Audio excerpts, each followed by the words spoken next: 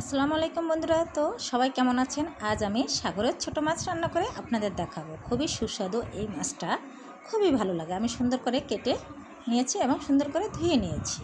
এবার আমি নিয়ে নিলাম অল্প পরিমাণ আলু এবং বেগুন গ্রেট করে নিলাম।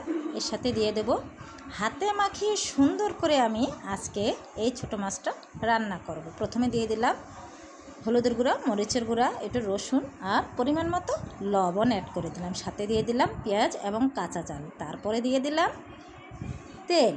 এখন আমি তেল ঢেলে দিলাম। এবার আমি সুন্দর করে হাতে মাখিয়ে নেব। পুষ্টি গুণে অসাধারণ এই মাছটা।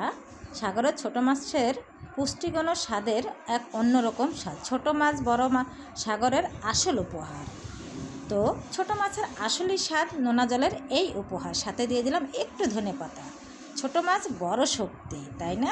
মাছে ভাতে বাঙালি, সাগরের ছোট মাছ ভালোবাসার নাম। হয়ে গেল আমার ছোট মাছটি, নোনা জলের ছোট্ট এই মাছটি। তো বন্ধুরা, ছোট মাছের চটচটি বাঙালি দুপুরের সেরা সঙ্গী।